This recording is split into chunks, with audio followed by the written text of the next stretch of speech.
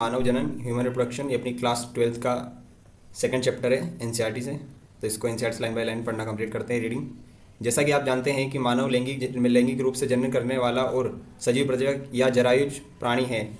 मानवों में जनन घटना के अंतर्गत युग्मकों की रचना, युग्मक जनन अर्थात पुरुष में शुक्राणुओं तथा स्त्री में अंडाणुओं का बनना, स्त्री जनन पथ में शुक्राणुओं का स्थानांतरण, वीर्यसेचन और पुरुष तथा स्त्री में युग्मकों का संलय निषेचन जिसके कारण युग्मनज जायगोट का निर्माण होता है शामिल है। इसके बाद कोरपुटी यानी ब्लास्टोसिस्ट ब्लास्टोसिस्ट की रचना तथा परिवर्धन और इसका गर्भाशय की दीवार से चिपक जाना, अंतरोपण के भ्रूणीय परिवर्धन की गर्भावधि और शिशु के जन्म प्रसव की क्रियाएं घटित होती है। आपने पढ़ा होगा कि ये जनन घटनाएं यौनारंभ के पश्चात संपन्न होती है। पुरुष और स्त्री के बीच महत्वपूर्ण रूप से जनन घटनाएं होती है। एग्जाम्पल के लिए एक वृद्ध पुरुष में शुक्राणु बनना जारी रहता है, लेकिन स्त्रियों में अंडाणु की रचना 50 वर्ष की आयु के लगभग समाप्त हो जाती है। आइए हम मानव में स्त्री और पुरुष के जनन तंत्रों की चर्चा करते हैं। अपना फर्स्ट टॉपिक है पुरुष जनन तंत्र। पुरुष जनन तंत्र शरीर के श्रोणि क्षेत्र यानी पेल्विस रीजन में उपस्थित होता है। इसके अंतर्गत एक जोड़ा वृषण सहायक नलिकाएं के साथ साथ एक जोड़ी ग्रंथिका तथा बाह्य जननेंद्रिय शामिल होती है। शरीर में वृषण उदर गुहा के बाहर एक थैली में स्थित होता है जिसे वृषण कोश यानी स्क्रोटम कहते हैं। वृषण कोश के तापमान को शरीर के तापमान से 2 डिग्री से 2.5 डिग्री सेल्सियस तक कम कर रखने में सहायक होता है। शुक्राणुजनन के लिए आवश्यक है। वयस्कों में प्रत्येक वृषण अंडाकार होता है जिसकी लंबाई लगभग 4 से 5 सेंटीमीटर और चौड़ाई लगभग 2 से 3 सेंटीमीटर होती है। वृषण सघन आवरण से ढका रहता है। प्रत्येक वृषण में लगभग 250 कक्ष होते हैं जिन्हें वृषण पालिका यानी टेस्टिकुलर लोब्यूल्स कहते हैं। वृषण पालिका के अंदर 1 से लेकर 3 अतिकुंडलित शुक्रजनक नलिका यानी सेमिनिफेरस ट्यूब्यूल्स होती हैं जिनमें शुक्राणु पैदा किए जाते हैं।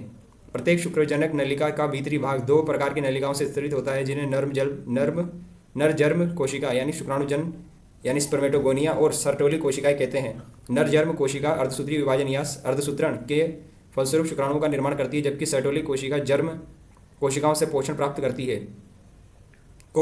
करती है। शुक्रजनक नलिकाओं के बाहरी क्षेत्र को अंतराली अवकाश यानी इंटरस्टिशियल स्पेस कहा जाता है। इसमें छोटी छोटी रुधिर वाहिकाएं और अंतराली कोशिकाएं यानी इंटरस्टिशियल सेल्स लीडिक सेल्स होती है। लीडिक कोशिकाएं पुंजन यानी एंड्रोजन नामक हार्मोन वृषण हार्मोन संश्लेषित व स्रावित करती है। यहाँ पर कुछ अन्य कोशिकाएं भी होती है जो प्रतिरक्षात्मक कार्य करने में सक्षम होती है। वृषण लिंग या लिंग सहायक नलिकाओं के अंतर्गत वृषण जालिकाएं, टेस्टिकुलर ट्यूब्यूल्स, शुक्रजनक वाहिकाएं, वासा इंफ्रेशिया व दिवृषण एपिडाइमेसिस तथा शुक्रवाहक वास डिफेंस होता है। वृषण की शुक्रजनक नलिकाओं वृषण जो यहाँ पे दे रखी है, पहले ये डायग्राम देख लेते हैं 2.1। इसमें वृषण जालिका ये सारी डायग्राम दिया हुआ है पुरुष जनन तंत्र का आरेखी चित्र। इसमें मूत्रवाहिनी, अंडवाय, शुक्रवाहक, मूत्राशय, शुक्राशय, प्रोस्टेट ग्लैंड, कंदमूत्र ग्रंथि, मूत्रमार्ग, वृषण अग्रच्छद, शिश्नमुंड, वृषण पालिकाएं, वृषण जालिका, वृषण वाहिका अधिवृषण दिए हुए हैं। और ये ऊपर डायग्राम दिया हुआ है करो पुरुष जनन तंत्र का। ये सर्टोली कोशिका, शुक्राणु, शुक्रजनन यानी स्पर्मेटोगोनिया, शुक्राणुजन, अंतरकाली अवकाश भी है, अंतरकाली कोशिकाएं भी है।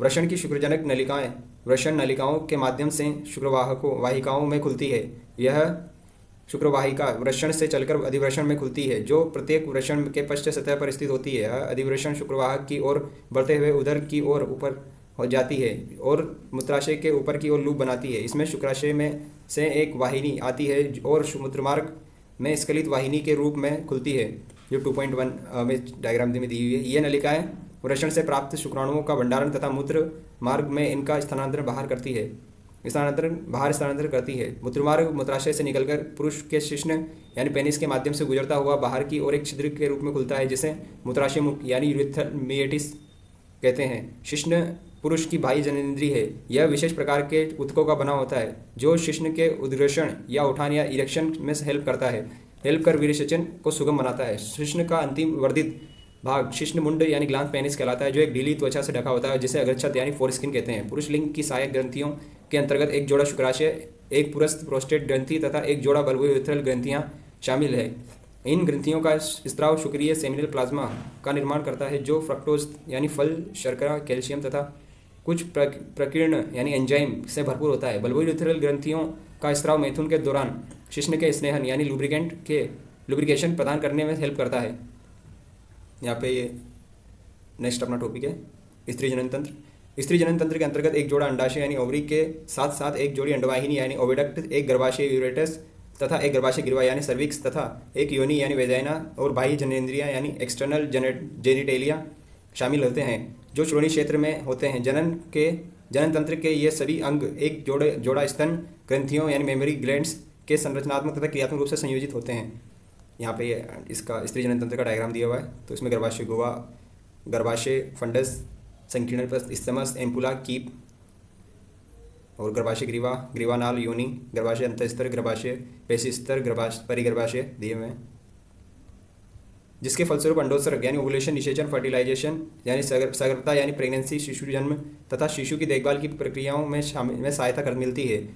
अंडाशय स्त्री के प्राथमिक लैंगिक अंग है जो स्त्री युग्मक यानी अंडाणु, ओवम और कई स्टेरॉइड हार्मोन यानी अंडाशय हार्मोन उत्पन्न करते हैं। उदर के निचले भाग के दोनों ओर एक अंडाशय स्थित होता है। प्रत्येक अंडाशय की लंबाई 2 से 4 सेंटीमीटर के लगभग होती है और यह श्रोणि भित्ति तथा गर्भाशय में स्नायु यानी लिगामेंट द्वारा जुड़ा होता है। प्रत्येक अंडाशय एक पतली उपकला एपिथेलियम से ढका होता है जो कि अंडाशय यानी पीठिका यानी ओवेरियन स्ट्रोमा से जुड़ा होता है। यह पीठिका 2 क्षेत्रों, एक परिधीय वल्कुट यानी पेरिफेरल कॉर्टेक्स और एक मध्यांश यानी मेडुला में विभक्त होती है।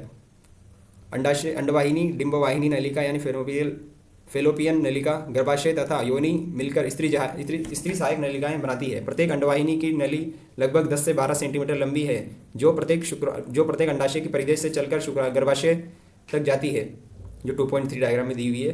अंडाशय के ठीक पास डिंबवाहिनी का हिस्सा कीप के आकार का होता है जिसे कीपक यानी इन्फर्टिबुलम कहा जाता है। यह इस कीपक के किनारे अंगुली संदृश्य प्रक्षेप यानी प्रोजेक्शन होते हैं जिसे झालर यानी फिमरी कहते हैं। अंडोत्सर्ग के दौरान अंडाशय से उत्सर्जित अंडाणु को संग्रह करने में ये झालर हेल्प करते हैं। कीप आगे चलकर अंडवाहिनी के एक चौड़े भाग में खुलता है जिसे तुम्बिका यानी एम्पुला कहते हैं। अंडवाहिनी का अंतिम भाग संकीर्ण पथ स्टेमस में एक सक्रिय अवकाशिका ल्यूमेन होती है जो गर्भाशय को जोड़ती है।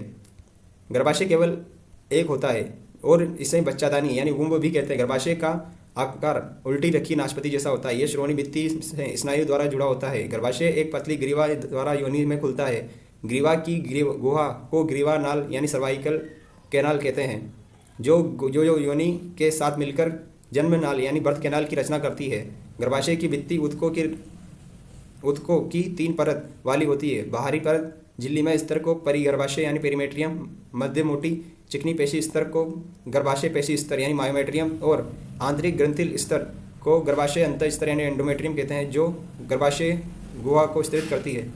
आर्तव चक्र यानी मेंस्ट्रुअल साइकिल के दौरान गर्भाशय के अंत स्तर में चक्रीय परिवर्तन होते हैं जबकि गर्भाशय पेशी स्तर में प्रसव के समय काफ़ी तेज संकुचन होता है।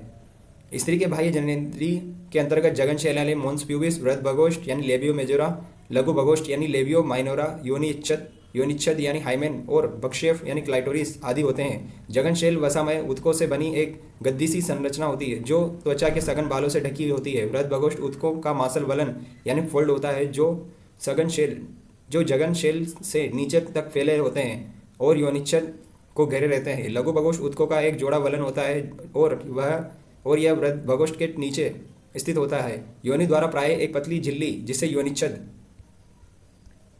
कहते हैं से आंशिक रूप से ढका होता है। बक्षेप एक छोटी सी अंगुली जैसी संरचना होती है जो मूत्र द्वार के ऊपर दोनों वृहद भगोष्ठ के ऊपरी मिलान बिंदु के पास स्थित होती है। योनिच्छद प्राय पहले मैथुन यानी संभोग के दौरान फट जाती है। हालांकि यह आवरण कभी कभी तेज धक्के या अचानक गिरने से ही फट सकता है। इसके अलावा योनि टेम्पोन को घुसेड़ने या फिर घोड़े पर चढ़ने या साइकिल चलाने आदि खेलकूद की सक्रिय भागीदारी से भी फट सकता है। कुछ औरतों का योनिच्छद संभोग के बाद भी बना रहता है, इसलिए योनिच्छद के होने अथवा न होने की बात को किसी भी स्त्री के कौमार्य यानी वर्जिनिटी का यौन अनुभवों का वास्तविक सूचक नहीं माना जाना चाहिए।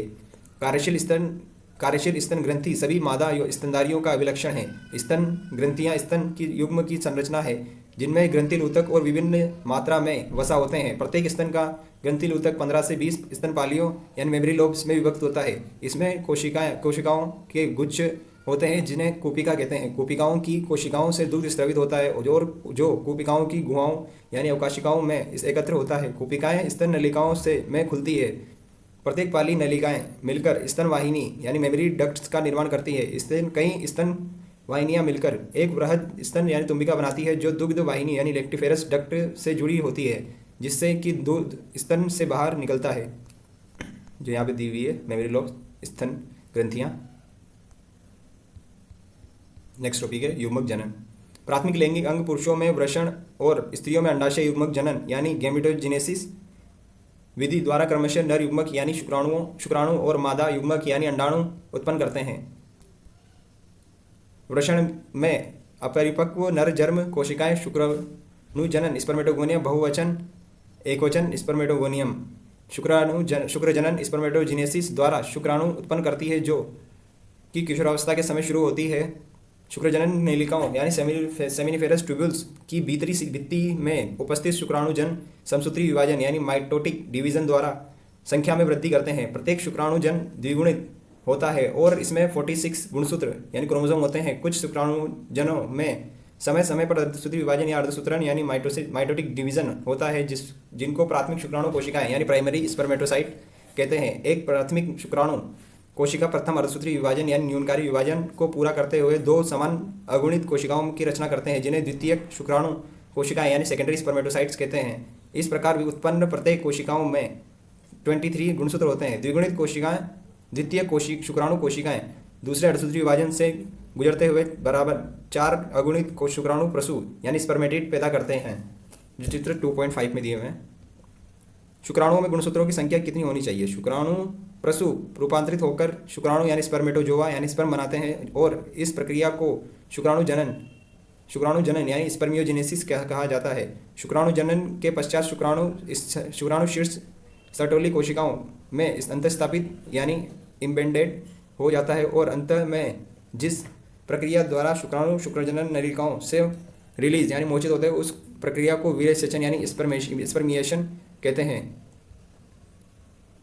शुक्रजनन प्रक्रिया किशोरावस्था यानी यौनारंभ से होने लगती है, क्योंकि इस दौरान गोनेडोट्रोपिन रिलीजिंग हार्मोन यानी GnRH के स्रावन में काफ़ी वृद्धि हो जाती है। आपको याद होगा कि एक अधश्वेत हाइपोथैलेमिक हार्मोन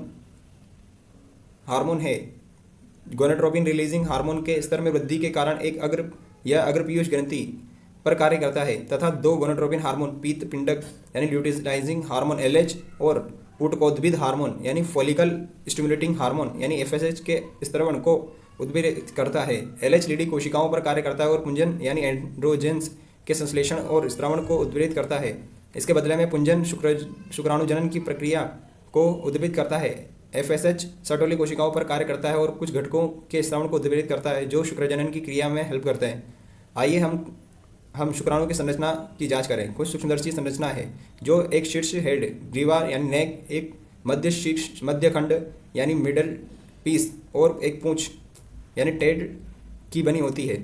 एक प्लाज्मा झिल्ली शुक्राणु की पूरी काय यानी बॉडी को आवृत किए रहती है। शुक्राणु के शीर्ष में एक दीर्घकृत यानी एलॉन्गेटेड अगुणित केंद्रक यानी हैप्लॉइड न्यूक्लियस होता है और इसका अग्रभाग एक टोपिनुमा संरचना से आवृत होता है, जिसे अग्रपिंडक यानी एक्रोसोम कहते हैं। यह अग्रपिंडक उन प्रकीर्णों एंजाइमों से भरा होता है जो अंडाणु में के निषेचन में हेल्प करते हैं। शुक्राणु के मध्य खंड में असंख्य सूत्रकणिकाएं यानी माइटोकॉन्ड्रिया होते हैं, जो पूंछ को गति प्रदान करने के लिए ऊर्जा उत्पन्न करती है, जिसके कारण शुक्राणु और निषेचन करने के लिए आवश्यक गतिशीलता प्रदान करना सुगम बनाता है। मैथुन क्रिया के दौरान पुरुष 20 से 30 करोड़ शुक्राणु निष्कासित करता है। सामान्य उर्वरकता यानी अबंधता से लगभग 60% शुक्राणु निश्चित रूप से सामान्य आकार एवं आकृति में होने चाहिए, जिनमें से कम 40% आवश्यक रूप से सामान्य जनन क्षमता के लिए तीव्र गतिशीलता प्रदर्शित करते हैं। शुक्रजनन नलिकाओं में मोचित रिलीज शुक्राणु सहायक नलिकाओं द्वारा वाहित यानी ट्रांसपोर्टेड होते हैं। शुक्राणुओं की परिपक्वता एवं गतिशीलता के लिए अधिवृषण शुक्रवाहक शुक्राशय तथा पुरस्थ ग्रंथिकाओं का पुनर्गठन भी आवश्यक है। शुक्राणुओं के साथ साथ शुक्राणु प्लाज्मा मिलकर वीर्य सीमन बनाते हैं। पुरुष की सहायक नलिकाओं और ग्रंथियों के कार्य को वृषण हार्मोन यानी एंड्रोजन्स बनाए रखते हैं। एक परिपक्व मादा युग्मक के निर्माण की प्रक्रिया को अंडजनन यानी oogenesis कहते हैं, जो पुरुषों जो पुरुष के शुक्राणुजनन से स्पष्ट रूप से भिन्न है। अंडजनन की शुरुआत भ्रूणीय परिवर्तन चरण के दौरान होती है, जब कई मिलियन मात्र युग्मक कोशिकाएं यानी अंडजननी उगोनियां प्रत्येक भ्रूणीय अंडाशय के अंदर विनिर्मित होती है। जन्म के बाद अंडजननी का निर्माण और उसकी वृद्धि नहीं होती है। इन कोशिकाओं में विभाजन शुरू हो जाता है और अर्धसूत्री विभाजन के पूर्वावस्था फर्स्ट यानी प्रोफेज फर्स्ट में प्रविष्ट होती है और उस अवस्था में स्थायी तौर पर अवरुद्ध होती रहती है। इन्हें प्राथमिक अंडक यानी प्राइमरी oocyte कहते हैं। उसके बाद प्रत्येक प्राथमिक अंडक यानी कणिकामय कोशिकाएं ग्रेनुलोसा सेल्स की परत से आवृत होती है और इन्हें प्राथमिक पुटक यानी प्राइमरी फॉलिकल कहा जाता है। एक प्रक्रिया द्वारा इन पुटकों की भारी मात्रा में जन्म से यौनारंभ तक ह्रास होता रहता है। इस यौनारंभ के समय प्रत्येक अंडाशय में केवल 60,000 से 80,000 प्राथमिक पुटक ही शेष बचे रहते हैं। यह प्राथमिक पुटक कणिकामय कोशिकाओं के और अधिक परतों से आवृत होते हैं तथा एक और नए प्रवारक यानी थिकल स्तर से घिरा होता है, जिसे द्वितीय पुटक कहते हैं। यह द्वितीय पुटक जल्द ही एक तृतीय पुटक में परिवर्तित हो जाता है, जिसकी तरल से भरी हुई गुहा को गैवर यानी एंट्रम कहा जाता है। यह इसका एक प्रविष्ट लक्षण है। प्रावक स्तर यानी थीका लेयर अंतर प्रावक थीका इंटरना और बाह्य प्रवारक यानी थीका एक्सटर्ना में गठित होता है। इस समय आपका ध्यान इस ओर खींचना महत्वपूर्ण होगा कि तृतीय पुटक के भीतर प्राथमिक अंडक के आकार में वृद्धि होती है और इसका पहला अर्धगुणसूत्री विभाजन पूरा होता है। यह एक असमान विभाजन है, जिसके फलस्वरूप बृहद अगुणित द्वितीय केंद्रक द्वितीयक अंडक और एक लघु प्रथम ध्रुवीय पिंड की रचना होती है, जो चित्र 2.8 में दी हुई है। द्वितीयक अंडक प्राथमिक अंडक से कई पोषक से भरपूर कोशिकाएं प्रद्रव्य यानी साइटोप्लाज्म की मात्रा को संचित रखती है। क्या आप इसके किसी लाभ के बारे में सोच सकते हैं? क्या पहले अर्धसूत्री विभाजन से उत्पन्न प्रथम अध्रुवीय पिंड में और अधिक विभाजन होता है या इसमें ह्रास हो जाता है? वर्तमान में हम इसके बारे में सुनिश्चित रूप से बहुत कुछ नहीं कह सकते हैं। तृतीय पुटक आगे चलकर परिपक्व पुटक या ग्राफी पुटक यानी ग्रेफियन फॉलिकल में परिवर्तित हो जाता है। द्वितीय अंडक अपने चारों ओर नई झिल्ली का निर्माण करता है, जिसे पारदर्शी अंडावरण यानी जोना पेलिसुडिया कहते हैं। अब ग्राफी पुटक फटकर द्वितीय अंडक यानी अंडाणु को अंडाशय से मोचित करता है। इस प्रक्रिया को अंडोत्सर्ग यानी ओव्यूलेशन कहा जाता है, क्योंकि आप शुक्रजनन और अंडजनन के बीच प्रमुख अंतरों को पहचान सकते हैं। यहाँ पर शुक्रजनन और अंडजनन के बारे में नीचे एक आरेखी प्रस्तुति दी गई है, जो अपन ने जो शुक्रजनन और अंडजनन जो पढ़ा था अपन ने, तो उसकी डायग्राम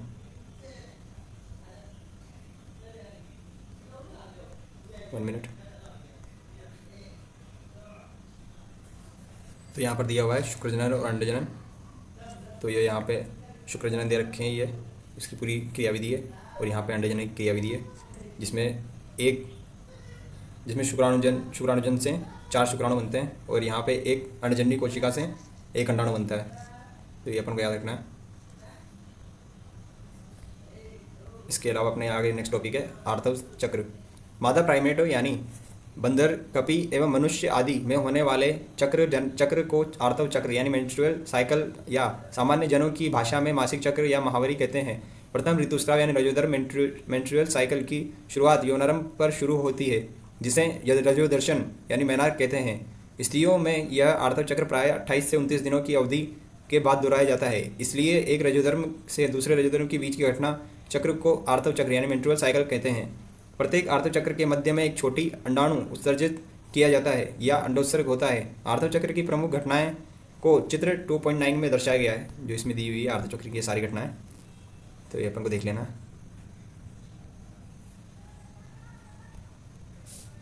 आर्तव चक्र की शुरुआत आर्तव प्रावस्था से होती है, जबकि रक्तस्राव होने लगता है। यह रक्तस्राव 3 से 5 दिनों तक जारी रहता है। गर्भाशय से इस रक्तस्राव का कारण गर्भाशय के अंतःस्त्र को और उसकी रक्तवाहिनियों के नष्ट होना है, जो एक तरल का रूप धारण करती है और योनि से बाहर निकलता है। रजोधर्म तभी आता है जब मोचित अंडाणु निषेचित नहीं हुआ हो। रजोधर्म की अनुपस्थिति गर्भधारण का संकेत है। यद्यपि इसके अन्य कारण जैसे तनाव, निर्बल स्वास्थ्य आदि भी हो सकते हैं। आर्तव प्रावस्था के बाद पुटकीय प्रावस्था आती है। इस प्रावस्था के दौरान गर्भाशय के भीतर के प्राथमिक पुटक में वृद्धि होती है और यह एक पूर्ण ग्राफी पुटक बन जाता है तथा इसके साथ साथ गर्भाशय के पुनरुद्भवन यानी प्रोलिफिकेशन के द्वारा गर्भाशय अंतःस्तर यानी पुनः पैदा हो जाता है। अंडाशय और गर्भाशय के ये परिवर्तन पीयूष ग्रंथि तथा अंडाशय हार्मोन की मात्रा में स्तर में बदलाव से प्रेरित होते हैं। पुटक प्रावस्था के दौरान गोनेट्रोपिन यानी LH एवं FSH का स्राव धीरे धीरे बढ़ता है। यह स्राव पुटक परिवर्तन के साथ साथ वर्धमान पुटक द्वारा एस्ट्रोजन के स्रावण को उत्प्रेरित करता है। LH तथा FSH दोनों ही आर्तव चक्र के मध्य लगभग 14 से 14वें दिन अपनी उच्चतम स्तर को प्राप्त करते हैं। मध्य चक्र के दौरान LH का तीव्र स्रावण जब अधिकतम स्तर होता है तो इसे LH सर्ज कहते हैं। यह ग्राफी पुटक को फटने के लिए प्रेरित करता है जिसके कारण अंडाणु मोचित हो जाता है यानी अंडोत्सर्ग। 1 मिनट यानी अंडोत्सर्ग यानी ओव्यूलेशन होता है। अंडोत्सर्ग 1 मिनट के पश्चात अंडोत्सर्ग के पश्चात पीत प्रावस्था होती है जिसके दौरान ग्राफी पुटक का शेष बचा हुआ भाग पीत पिंड यानी कार्पस ल्यूटियम का रूप धारण कर लेता है। यह पीत पिंड भारी मात्रा में प्रोजेस्टेरोन स्रावित करता है जो कि गर्भाशय स्तर अंतःस्तर को बनाए रखने के लिए आवश्यक है। इस प्रकार गर्भाशय अंतःस्तर निषेचित अंडाणु के अंतरोप यानी प्लांटेशन तथा सगर्भता की अन्य घटनाओं के लिए आवश्यक है। सगर्भता के दौरान आर्तव चक्र की सभी घटनाएं बंद हो जाती है, इसलिए इस समय रजोधर्म नहीं होता है। अब निषेचन नहीं होता है। जब निषेचन नहीं होता है तो पीतपिंड में ह्रास होता है और अंतः स्तर का विखंडन करता है जिससे फिर से रजोधर्म का नया चक्र शुरू हो जाता है यानी महावरी पुनः होती है। स्त्री में यह आर्तव चक्र 50 वर्ष की आयु में लगभग बंद हो जाता है। इस स्थिति को रजोनिवृत्ति यानी मिनोपोज कहा जाता है। इस प्रकार रजोदर्शन से लेकर रजोनिवृत्ति की प्रावस्थाओं के में चक्रीय रजोधर्म सामान्य जनन अवधि का सूचक होता है। नेक्स्ट टॉपिक इज निषेचन एवं अंतरोप। स्त्री एवं पुरुष के संभोग यानी मैथुन के दौरान शिश्न का शुक्र यानी वीर्य स्त्री की योनि में छोड़ा जाता है यानी वीर्य सेचन होता है। गतिशील शुक्राणु तेजी से तैरते हुए गर्भाशय ग्रीवा से होकर गर्भाशय में प्रवेश करते हैं और अंतः डिंबवाहिनी नली के तुम्बिका यानी एम्पुला क्षेत्र तक पहुंचते हैं। इसी बीच अंडाशय द्वारा मोचित अंडाणु भी तुम्बिका क्षेत्र तक पहुंच जाता है जहां निषेचन की प्रक्रिया संपन्न होती है। निषेचन तभी हो सकता है यदि अंडाणु तथा शुक्राणु दोनों ही एक ही समय में तुम्बिका क्षेत्र पर पहुंच जाएं। यही कारण है जिससे कि सभी संभोग प्रक्रियाएं निषेचन व सगर्भता की स्थिति में नहीं पहुंच पाती है। शुक्राणु के साथ एक अंडाणु के संलयन की क्रिया को निषेचन यानी फर्टिलाइजेशन कहते हैं। निषेचन के दौरान एक शुक्राणु अंडाणु के पारदर्शी आवरण यानी जोना पेलुसिडा स्तर के संपर्क में आता है और अतिरिक्त शुक्राणुओं के प्रवेश को रोकने हेतु उसके उक्त स्तर में बदलाव प्रेरित करता है। इस प्रकार यह सुनिश्चित हो जाता है कि एक अंडाणु को केवल एक ही शुक्राणु निषेचित कर सकता है। अगर पिंडक का स्त्रवण शुक्राणु की पारदर्शी आवरण के माध्यम से अंडाणु के कोशिका द्रव्य यानी साइटोप्लाज्म तथा प्लाज्मा भित्ति में प्रवेश करने में मदद करता है। यह द्वितीय अंडक के अर्धसूत्री विभाजन को प्रेरित करता है। दूसरा अर्धसूत्री विभाजन भी असमान होता है और इसके फलस्वरूप द्वितीय ध्रुवीय पिंड से यानी सेकेंडरी पोलर बॉडी की रचना होती है और एक अगुणित अंडाणु यानी डिंबाणु प्रसु या ओओटिड बनता है। शीघ्र ही शुक्राणु तथा अंडाणु से अगुणित केंद्रक के साथ संलयन यानी फ्यूजन होता है जिससे कि द्विगुणित युग्मनज यानी जायगोट की रचना होती है। एक युग्मनज में कितने गुणसूत्र होते हैं? हमें यह बात ध्यान में रखनी चाहिए कि इसी चरण में शिशु के लिंग का निर्धारण यानी लड़का या लड़की का होना निश्चित हो जाता है। आइए देखें कैसे होता है। जैसा कि आप जानते हैं कि स्त्री के गुणसूत्र का स्वरूप XX है तथा पुरुष के XY होता है। इसलिए स्त्री द्वारा उत्पादित सभी अगुणित युग्मकों यानी अंडाणु में X लिंग गुणसूत्र होते हैं जबकि पुरुष युग्मकों यानी शुक्राणुओं में लिंग गुणसूत्र या तो X या Y लिंग गुणसूत्र होते हैं। इसलिए 50% शुक्राणु में X लिंग गुणसूत्र होते हैं और दूसरे 50% शुक्राणुओं में Y लिंग गुणसूत्र होते हैं। इसलिए पुरुष एवं स्त्री युग्मकों के संलयन के पश्चात युग्मनज में या तो XX या XY लिंग गुणसूत्र की संभावना होगी। यह इस बात पर निर्भर करेगा कि X या Y लिंग गुणसूत्र वाले शुक्राणुओं में कौन सा अंडाणु द्वारा निषेचित होता है। जिस युग्मनज में XX गुणसूत्र होंगे वह एक मादा शिशु यानी लड़की के रूप में जबकि XY गुणसूत्र वाला युग्मनज नर शिशु यानी लड़के के रूप में विकसित होता है। आप गुणसूत्र प्रतिमानों के बारे में और अधिक विस्तार से जानकारी अध्याय 4 में सीख सकेंगे। इसी कारण कहा जाता है कि वैज्ञानिक रूप से यह कहना सत्य है कि एक शिशु के लिंग का निर्धारण उसके पिता द्वारा होता है, न कि माता के द्वारा। समसूत्री विभाजन यानी विदलन क्लीवेज की शुरुआत तब हो जाती है जबकि युग्मनज अंडवाहिनी के संकीर्ण पथ यानी स्तमस से गर्भाशय की ओर बढ़ता है।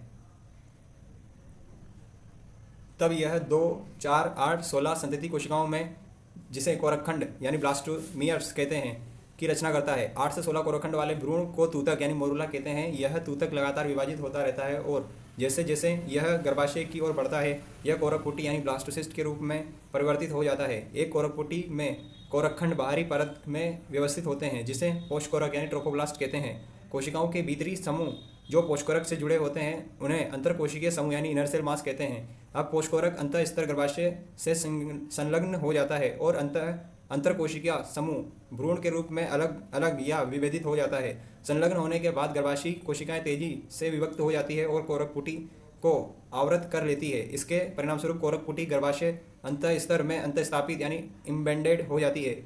इसे ही अंतरोपण यानी प्लांटेशन कहते हैं और बाद में यह सगर्भता का रूप धारण कर लेती है। नेक्स्ट टॉपिक इज सगर्भता तथा भ्रूणीय परिवर्धन। 1 मिनट पहले से पहले यहाँ पे कुछ डायग्राम दिए हुए हैं, इनको देख लेना। इसमें मोरुला, तूतक, ब्लास्टोसिस्ट, ब्लास्टोमियर और ये इम्प्लांटेशन वगैरह सब कुछ दिया हुआ है। ये कोरकपुटी का रोपण, तो ये देख लेना। भ्रूण के अंतरोपण के पश्चात पोषकोरक पर अंगुली जैसी संरचनाएं उभरती है, जिन्हें जरायु यानी अंकुरक यानी कोरियोनिक विलाई कहते हैं। ये जरायु अंकुरक गर्भाशय ऊतक और मात्र रक्त से आच्छादित होते हैं। जरायुज अंकुरक और गर्भाशयी ऊतक एक दूसरे के साथ अंतरांगुलियुक्त यानी इंटरडिजिटेटेड हो जाते हैं तथा संयुक्त रूप से परिवर्तनशील भ्रूण गर्भ और मात्र शरीर के साथ एक संरचनात्मक और क्रियात्मक इकाई का गठन करते हैं, जिसे अपरा यानी प्लेसेंटा कहते हैं। अपरा भ्रूण को ऑक्सीजन तथा पोषण की आपूर्ति एवं कार्बन डाइऑक्साइड तथा भ्रूण द्वारा उत्पन्न उत्सर्जी अवशिष्ट पदार्थों को बाहर निकलने का कार्य करती है। यह अपरा एक नाभि रज्जु यानी अम्बिलिकल कॉर्ड द्वारा भ्रूण से जुड़ा होता है, जो भ्रूण तक सभी आवश्यक पदार्थों को अंदर लाने तथा बाहर ले जाने के कार्य में मदद करता है। अपरा अंतःस्रावी ऊतकों का भी कार्य करता है और अनेकों हार्मोन जैसे कि मानव जरायुज यानी गोनेडोट्रोपिन, ह्यूमन कोरियोनिक गोनेडोट्रोपिन यानी HCG, मानव अपरा लैक्टोजन, ह्यूमन प्लेसेंटल लैक्टोजन यानी HPL, एस्ट्रोजन एवं प्रोजेस्टेरोन आदि उत्पादित करता है। सगर्भता के उत्तरार्ध में की अवधि में अंडाशय द्वारा रिलेक्सिन नामक एक हार्मोन भी स्रावित किया जाता है। हमें यह याद रखना चाहिए कि HCG, HPL और रिलेक्सिन स्त्री के केवल सगर्भता की स्थिति में ही उत्पादित होते हैं। इसके अलावा दूसरे हार्मोन जैसे oestrogen, progesterone, cortisol, prolactin, thyroxine आदि की भी मात्रा सगर्भता के दौरान माता के रक्त में कई गुना बढ़ जाती है। इन हार्मोन के उत्पादन में बढ़ोतरी होना भी भ्रूण वृद्धि, माता की उपापचयी प्रक्रियाओं में परिवर्तनों तथा सगर्भता को बनाए रखने के लिए आवश्यक है। अंतरोप के तुरंत बाद अंतर कोशिकीय समूह यानी भ्रूण यानी बाह्य त्वचा एक्टोडर्म नामक एक भारी स्तर और अंतस्त्वचा यानी एंडोडर्म नामक एक भीतरी परत में विभेदित हो जाता है। इस बाह्य त्वचा और अंतस्त्वचा के बीच जल्द ही मध्य जनन स्तर यानी मेसोडर्म प्रकट हो जाता है। ये तीनों ही स्तर वयस्कों में सभी यानी अंगों का निर्माण करते हैं। यहाँ यह उल्लेख करना आवश्यक है कि इस अंतरकोशिका समूह में कुछ निश्चित तरह की कोशिकाएं, जिन्हें स्टेम कोशिकाएं कहते हैं, समाहित हो रहती है, जिनमें यह क्षमता होती है कि वे सभी अंगों एवं ऊतकों को उत्पन्न कर सकती है। सगर्भता के विभिन्न महीनों में भ्रूण परिवर्धन के प्रमुख लक्षण क्यों होते हैं? मानव में सगर्भता की अवधि 9 महीने की होती है। क्या आप जानते हैं कि कुत्ते, हाथियों, बिल्लियों की अवधि कितने महीनों की होती है?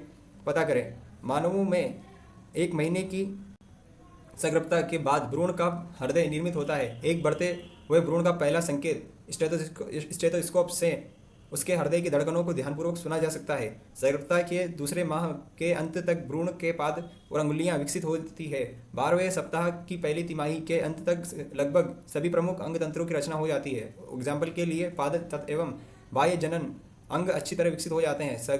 गर्भता के 5वें माह में माह के दौरान गर्भ की पहली गतिशीलता और सिर पर बालों का उगना सामान्यतः देखा जा सकता है। लगभग 24वें सप्ताह के अंत तक यानी दूसरी तिमाही के अंत में पूरे शरीर पर कोमल बाल निकल आते हैं। आँखों की पलकें अलग अलग हो जाती है और बरौनियाँ बन जाती है। गर्भावस्था के 9वें माह के अंत तक गर्भ पूर्ण रूप से विकसित हो जाता है और प्रसव के लिए तैयार हो जाता है। नेक्स्ट टॉपिक इज प्रसव एवं दुग्ध स्रावण। मानव में सगर्भता की औसत अवधि लगभग 9.5 माह होती है। तो यहाँ पे 9.5 नहीं करना, पर को 9 माह याद रखनी है सगर्भता की अवधि, जिसे जिसे गर्भावधि यानी जेस्टेशन पीरियड कहते हैं। सगर्भता के अंत में गर्भाशय के जोरदार संकुचनों के कारण गर्भ बाहर निकल आता है। गर्भ के बाहर निकलने की इस क्रिया को शिशु जन्म या प्रसव यानी पार्ट्यूरिएशन कहा जाता है। प्रसव एक जटिल अंतःस्रावी क्रियाविधि द्वारा प्रेरित होती है। प्रसव के लिए संकेत पूर्ण विकसित गर्भ एवं अपरा से उत्पन्न होते हैं, जो हल्के यानी माइल्ड गर्भाशय संकुचनों को प्रेरित करते हैं, जिन्हें गर्भ उत्प्रेक्षण प्रतिवर्त यानी फीटल इंजेक्शन रिफ्लेक्स कहते हैं। यह मातृ पीयूष ग्रंथि से ऑक्सीटोसिन के निकलने की क्रिया को सक्रिय बनाते हैं। ऑक्सीटोसिन गर्भाशय पेशी स्तर पर कार्य करता है और इसके कारण जोर जोर से गर्भाशय संकुचन होने लगता है। गर्भाशय की संकुचन ऑक्सीटोसिन के अधिक स्रावण को प्रेरित करता है। गर्भाशय संकुचनों तथा ऑक्सीटोसिन स्रावण के बीच लगातार उद्दीपित प्रतिवर्त के कारण यह संकुचन तीव्र से तीव्रतर होता रहता है। इससे शिशु माँ के गर्भाशय से जनन नाल द्वारा बाहर आ जाता है, यानी प्रसव संपन्न हो जाता है। शिशु के जन्म के तुरंत बाद ही अपरा भी गर्भाशय से बाहर निकल जाता है। क्या आप जानते हैं डॉक्टर प्रसव को प्रेरित करने के लिए इंजेक्शन देता है? स्त्री की स्तन ग्रंथियों में सगर्भता के दौरान कई प्रकार के बदलाव आते हैं और सगर्भता के अंत तक इसमें दूध उत्पन्न होने लग जाता है। इस प्रक्रिया को दुग्ध स्रावण या लैक्टेशन कहते हैं। यह माँ को अपने नवजात शिशु की आहार पूर्ति कराने के लिए मदद देता है। दुग्ध स्रावण के आरंभिक कुछ दिनों तक जो दूध निकलता है उसे प्रथम स्तन्य या खीस यानी कोलेस्ट्रम कहते हैं, जिसमें कई प्रकार के प्रतिरक्षण एंटीबॉडी तत्व समाहित होते हैं, जो नवजात शिशु में प्रतिरोधी क्षमता उत्पन्न करने के लिए परम आवश्यक होते हैं। एक स्वस्थ शिशु की वृद्धि एवं विकास के लिए प्रसव के बाद आरंभ के कुछ माह तक शिशु का स्तनपान कराने की सलाह डॉक्टर देते हैं। तो अपना चैप्टर खत्म हो चुका है, तो चैप्टर इज कंप्लीट। तो ओके बाय। इसमें कुछ डायग्राम दिए हुए हैं तो उनको एक बार देख लेना आप लोग। जैसे यहाँ पे दिया हुआ है गर्भाशय में अपरा को दर्शाता हुआ मानव भ्रूण, तो यहाँ पे डायग्राम दिया हुआ है। Okay bye.